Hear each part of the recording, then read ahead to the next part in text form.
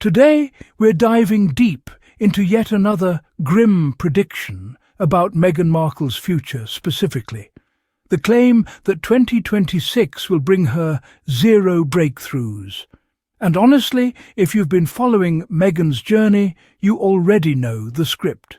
Cue the dramatic sighs, recycled talking points, and critics dusting off their crystal balls, which, surprise, surprise, always seem to predict failure for one woman and one woman only. It's almost like a royal-themed horror story, except instead of ghosts, it's just the same columnist recycling hot takes every year. According to Lee Cohen, a US-based columnist and royal commentator, Meghan's year ahead is destined for disappointment. We're told her projects will flop, she will have no relevance, and the public will grow exhausted by her very existence.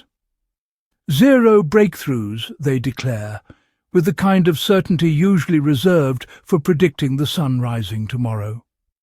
And yet, if you look at Meghan's work, her projects, and the global attention she commands, it's clear that these declarations say more about the commentator's frustration than Meghan's prospects.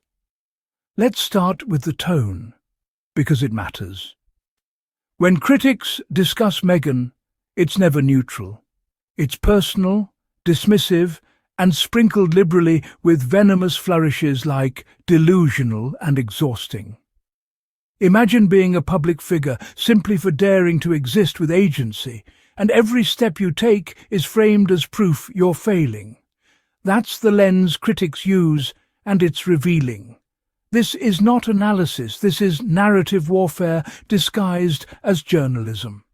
And it's a pattern we see repeatedly. Take the infamous cookbook flop prediction.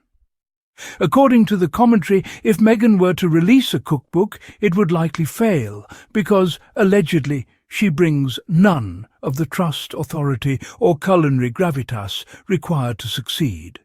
Styling and sanctimony, they claim. Now, the irony here is delicious. The same people calling her sanctimonious have made careers out of lecturing audiences on what she can or cannot do, and yet somehow Meghan's authority is suddenly the problem. Trust me, millions of people around the world are more than ready to take cooking advice, life tips, and inspiration from her. She just doesn't fit into the rigid mould critics want to force her into. And really, can someone tell me when a public figure's personal taste in style became a disqualifier for launching a cookbook? Then comes the predictable swipe at her Netflix series, With Love, Meghan, which we're told was unrelatable, exhausting, and somehow a failed attempt at Martha Stewart-level charm. Let's unpack that. When Meghan shares her life experiences, tries to create relatable lifestyle content, or empowers viewers with practical advice, she's exhausting. When someone else does the exact same thing, it's visionary. This isn't just criticism, it's a double standard disguised as expertise. And the audacity to claim she lacks skill or charm while ignoring the millions who watched and supported her series is almost comedic. If charm were the metric, the critics might be the first ones flunking the test. Next comes the declaration that novelty is gone. The column says her novelty is long gone, implying she can no longer capture attention or create meaningful impact. Funny, considering that people are still talking about her projects, her interviews, her public appearances, and even predictions about her failures. Novelty, in their view, only counts if it can be contained, controlled, and approved by them. Meghan's novelty, her independence, her creativity, her refusal to stay silent, remains inconveniently resilient, which explains why they keep writing these gloomy forecasts every year. The claim that Meghan can no longer monetize proximity or weaponize grievance is equally revealing.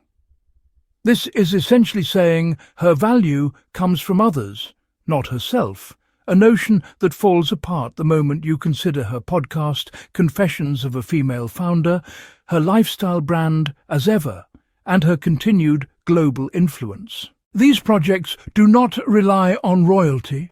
They rely on her voice, her vision, and her ability to connect with audiences authentically. Meghan's critics would have us believe she's lost relevance, but in reality, she is redefining it on her own terms. And isn't that the point? Isn't independence supposed to be celebrated rather than mocked? Then comes the dramatic forecast of 2026. More launches, more announcements, more delusional insistence that success is just one pivot away. Pause for a moment and appreciate the absurdity here. Imagine criticizing someone for continuing to try. Imagine framing resilience and ambition as a flaw. Only a society obsessed with controlling women would find continued initiative threatening. And yet, the narrative repeats as if persistence alone is evidence of failure. And here's the kicker: 0 breakthroughs. That's the prediction. No relevance, diminishing returns, public exhaustion. And yet, here we all are, still talking about her, still debating her every move, still watching her projects. If this is irrelevance, it's the loudest, most profitable irrelevance imaginable. Meghan has mastered the art of being both influential and independent, which, judging by the number of scathing articles and column inches devoted to predicting her failure, is driving critics absolutely wild. Let's be clear, Meghan launched multiple projects in 2025, her Netflix series, her brand As Ever, and her podcast Confessions of a Female Founder. That is not stagnation. That is momentum. She is actively shaping her post-royal identity on her own terms, building brands that reflect her vision, her values, and her voice. And while critics insist on framing these efforts as desperation, the reality is that ambition, innovation, and creativity are exactly what they're trying to mask with negativity. What really frustrates the naysayers is that Meghan doesn't conform. She doesn't collapse under pressure. She doesn't apologize for existing, for speaking out, or for creating. She keeps moving forward, forcing critics to recycle the same tired predictions every year, each more desperate than the last. In other words, Meghan doesn't just survive the narrative, she thrives despite it. And that's precisely why commentators cling to the idea of 0 breakthroughs. Because admitting otherwise would be admitting they've been wrong all along. So here's the truth critics won't admit. Meghan doesn't need approval from those who have spent years trying to define her value. She's building influence, creating meaningful work, and shaping narratives on her own terms. And whether they like it or not, she's doing it with style, purpose, and resilience. If 2026 brings more projects, more visibility, more storytelling, more impact, that's not failure, that's success, defined by her, not by the critics who wish she'd quietly disappear. At Sussex Insights, we see through the noise.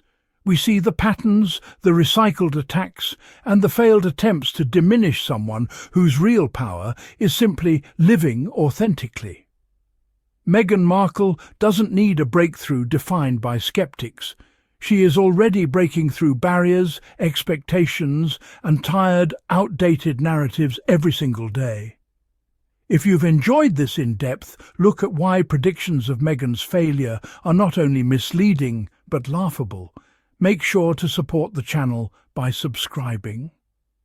Like this video, share it with someone who also sees through the negativity, and stay tuned, because while critics keep predicting her endings, Meghan keeps writing new, bold chapters that the world can't ignore. And honestly, we wouldn't have it any other way.